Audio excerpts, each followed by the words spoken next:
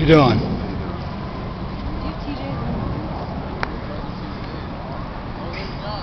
Hi, John.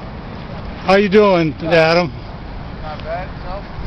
Oh, fine. Could be a little warmer out here today, though, couldn't it? Yeah. Well, thanks for stopping by. Hey. You're our biggest fan. Yeah.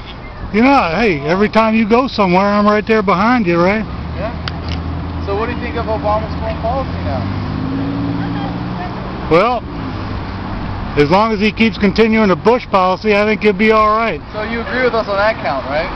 Yeah. Yeah? Okay. How about you? Well, I disagree with you on all the Bush policies for the same reasons, so I'm going to disagree with you on all of Obama's policies about foreign policy for the same reasons. Well, you know, that's good. That's what's good about you and me is we just sticking to our principles, aren't we? What are your principles, John? My principles? A safe and secure country. What's that? Safe and secure country. Okay. What about yours? Well, my principles are based on two things.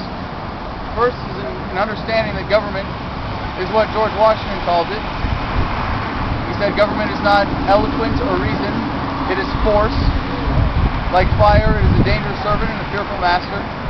And for me, a belief in non-aggression, that force should only be used in self-defense or in defense of others, in response to aggression, but never preemptively, never aggressively, never based on lies. And trying to hold our government to those standards.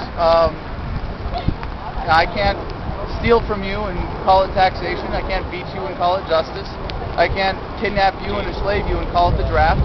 I can't kill you and call it capital punishment, and neither should the government be able to do these things. And I want to hold our government to the same moral standards that I would hold myself and other individuals, and that we as a society strive to uphold. Those are my principles. And so, in that sense, I think that the use of force in our foreign policy in an aggressive sense is criminal and inappropriate. Violation of those principles that really are at the heart of American values. And you know, I share your concern about American security and the safety of all Americans, and I think our foreign policy is detrimental to that. And that's what I learned from my time in Iraq.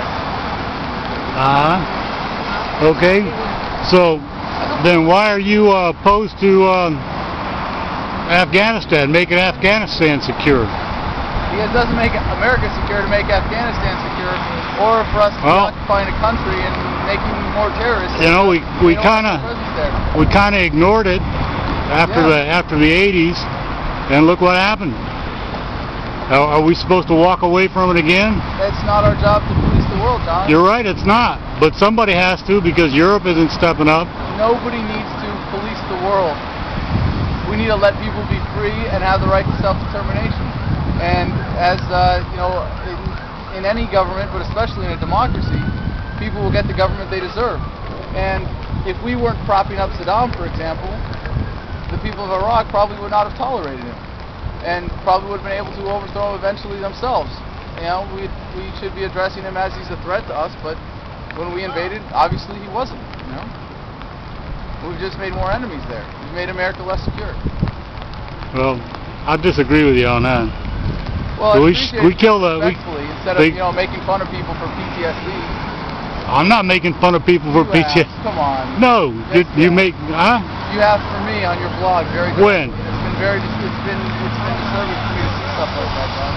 I know other vets who are disturbed to see any blogger talking down to another veteran for having PTSD. I think that's really disrespectful. You haven't seen it on my blog? Yes, I have. No, not from me. No.